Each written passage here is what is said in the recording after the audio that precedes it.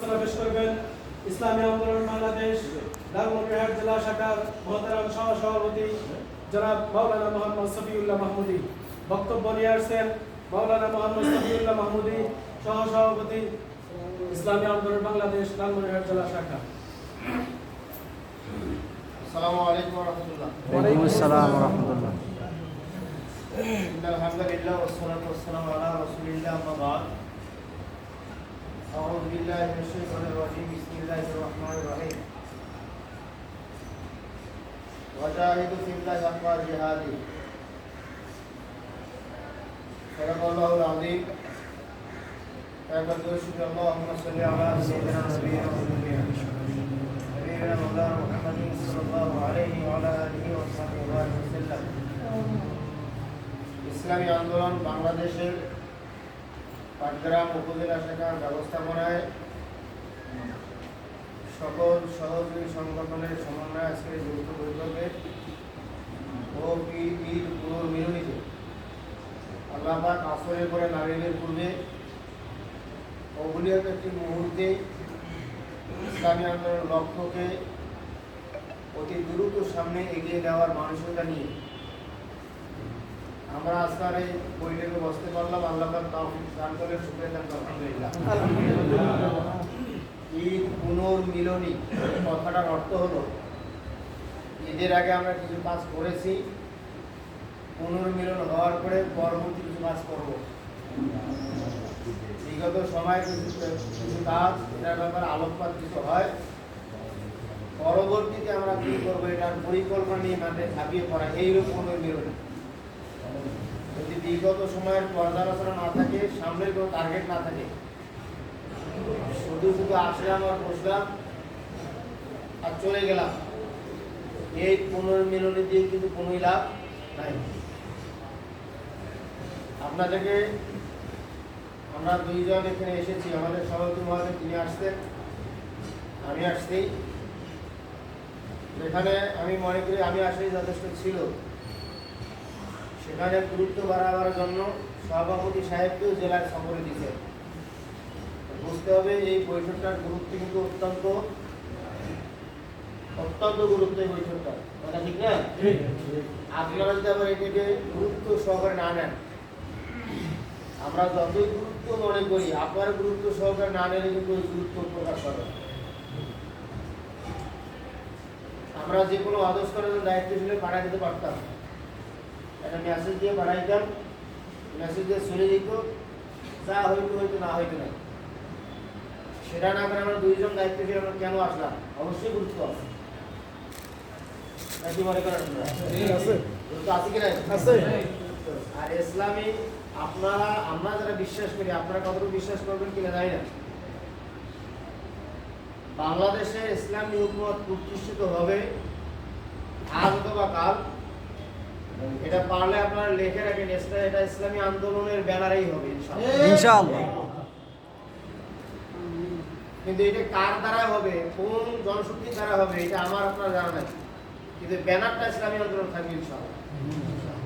হ্যাঁ, তবে এটা আপনার আমার দ্বারা হওয়া সম্ভব, কিন্তু আপনি ওইভাবে মানুষের লালন করুন, এটা আপনার আমার দ্বারাও হওয়া সম্ভব যদি আপনি আমি ওই মানসিকতা লালন করি।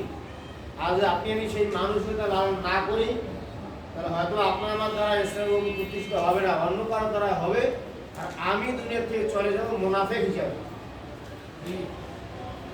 কথা কি আপনারা আমি কি বুঝাইতে পারছি আপনাদের?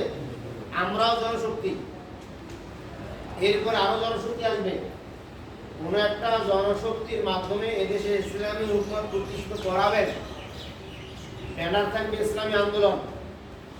আজকে সর্বজন স্বীকৃত, আপনি ওলামায়ে কেরাম বলেন, দিনদার বুদ্ধিজীবী বলেন, পুলিশ প্রশাসন বলেন, এনএসআই বলেন, ডিএসবি বলেন, সিআইডি বলেন, দেশে আন্তর্জাতিকভাবে তাদের যে রিপোর্ট বাংলার এই জমিনের ভূখণ্ডে এবং এদেশের এই ভারত উপমহাদেশের জগৎ বিখ্যাত একজন আল্লাহর ওলি ছিলেন কাজী সানাউল্লাহ পানিপতি রহমাতুল্লাহি আলাইহি, তার ভবিষ্যৎবাণী আছে। সেই ভবিষ্যৎবাণী হলো এই: বঙ্গোপসাগরের কিনারার একটি ভূখণ্ড থেকে একদল সবুজ পাগড়িওয়ালার নেতৃত্বে শেষ জমানায় ইসলামী হুকুমত প্রতিষ্ঠিত হবে, ইসলামের পতাকা উঠবে। আল্লাহ এবং এই কাফেলার মাধ্যমে সারা বিশ্বে ইসলামের রাজ কায়েম হবে ইনশাআল্লাহ। ইনশাআল্লাহ। আমরা যদি বিচার বিশ্লেষণ করে দেখি, আজকে সবুজ পাগড়িওয়ালা কিন্তু আমরা, আমাদের আমির সবুজ পাগড়িওয়ালা, কম করি বেশি করি আমরাই কিন্তু সবুজ পাগড়ি লালন করি। ঠিক না ঠিক? যদি এই ভবিষ্যৎবাণী সত্য হয়, ইতিপূর্বে তারা যত ভবিষ্যৎবাণী করেছেন সব ভবিষ্যৎবাণী সত্য হয়েছে। আশা করি এই ভবিষ্যৎবাণী ইনশাআল্লাহ সত্য হবে। কিন্তু আমার দ্বারা হতে পারলাম না, আমার দ্বারা করাইতে পারলাম না, এই ব্যর্থতা আমার দ্বারা হলে আমি সফল, না হলে আমি মোনাফেক। কথা হয় ঠিক। এখন আপনারা কি চান? আমার দ্বারা, আমাদের দ্বারা এটা হোক, এটা আমরা চাই চাই। ইনশাআল্লাহ। কারা কারা চাই? আল্লাহ কবুল করুন। আমিন। আত্মান সহদি মজা আসছেন, কথা উনি বলবেন। এখন আসেন, এই যে অবস্থানটা সৃষ্টি হবে, আপনি আমি যদি চাই তা আপনার আমার দ্বারা অবস্থান সৃষ্টি হবে। আপনি আমি যদি চাই আপনার আমার দ্বারা কি হবে? অবস্থান সৃষ্টি হবে। না চাইলে সৃষ্টি হবে না। যদি আপনারা চান, চাইতে হবে, এমনি মুখে চাইলে হবে না, কাজের মাধ্যমে। কিসের মাধ্যমে? জোরে বলে। কাজ প্রধানত দুইটি। কাজ প্রধানত কয়টি? জোরে বলে। এক, মালের মায়া বাদ দিতে হবে। এক নম্বর কিসের মায়া বাদ দিতে হবে? মালের মায়া। এই মাল আপনার না, আমার না। আপনার আমার ঘরে আল্লাহ রহমত হিসেবে দিয়েছেন, বিধে আমার ঘরে মাল আছে।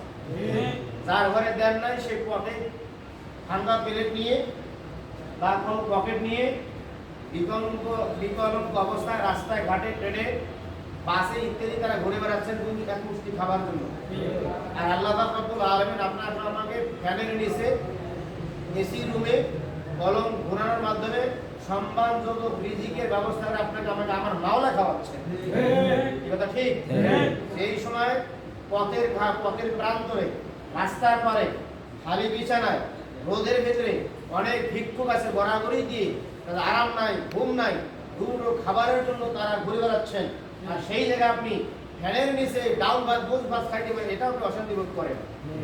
আর এই অবস্থান তো আল্লাহ পাক রব্বুল আলামিন করেছে। কথা ঠিক নেবে? ঠিক। অতএব এই মালের মায়া, মাল আপনাকে আল্লাহ দিচ্ছেন। আল্লাহ যে কোনো মুহূর্তে চাইতে পারেন, দিতে পারেন। আর এই নেওয়াটা যদি আপনি নিয়ত করেন আমার এই মাল যেন আল্লাহর রাস্তে খরচ হয়, তা আল্লাহর রাস্তেই নেবেন। আর যদি সেখান থেকে ঘুরাই না, আল্লাহ প্রয়োজনের মধ্যে সে টাকা বাইর করবেন। টাকা থাকার জিনিস নয়, টাকা থাকবে না। আপনি ভালো রাস্তায় টাকা খরচ করতে কুণ্ঠাবোধ করবেন, আল্লাহ কেসে ফেলাই নিতে পারে, অসুস্থ বানায় নিতে পারে, পেশেন্ট বানাও নিতে পারে। নিচ্ছেনও অনেকে, নিচ্ছেনও। নিচ্ছে কি নিচ্ছে না ভাইরা? কথা ঠিক? এই মাল কার? আল্লাহ। আল্লাহ যদি চায় আপনার দিবেন, ইনশাআল্লাহ দিবেন। অবশ্যই। আল্লাহ যদি চায় দিবেন। আল্লাহর মাল চাচ্ছেন কে? আল্লাহ। দিবেন না কারা কারা? সবাই দিবেন। সবাই দিবে ইনশাআল্লাহ। ইনশাআল্লাহ। নাম্বার 2, জানকার আল্লাহ। বলেন আল্লাহ। কত যুব আন্দোলন প্রোগ্রামে বলছিলাম, ইসলামী আন্দোলন দায়িত্বশীলদের কমপক্ষে 3টা গুণ অর্জন করতে হবে। 3টা গুণ অর্জন করতে হবে। 1 নম্বর, জানের মায়া বাদ দিতে হবে, মালের মায়া বাদ দিতে হবে। আর হলো দুনিয়ার মুহাব্বত, বাতিল প্রীতি। এই বাতিল প্রীতি বাদ দিতে হবে। বাতিল প্রীতি আজকে দুঃখজনক লাগে, যেখানে আজকে সারা বাংলাদেশে ইসলামের ব্যানারে একটি মাত্র সংগঠন, সেটা ইসলামী আন্দোলন বাংলাদেশ। আর তাদের মুখ দিয়ে অন্যরা তো বলে না। আজকে বিএনপি দিয়ে তাকান, তারা কিন্তু বলে না হাত পাখার প্রার্থীকে, যেটা তো আমার এলাকার প্রার্থী, তাকে ভোট না দিয়ে কোথায় নেই। বিএনপির লোক বলে না, আওয়ামী লীগের লোক বলে না, জাতীয় পার্টির লোক বলে না, এমনকি জামাতের লোকও বলে না। আর আমরা নাফারমান, মুনাফিক, মুজাহিদ, আমরা এখনই বলা শুরু করছি, হাত পাখার যদি প্রার্থী সেটা জামাতের, কিন্তু আমার এলাকার। মনে রাখবেন, টাটকা মুনাফিক। ঠিক। টাটকা মুনাফিক হতো না।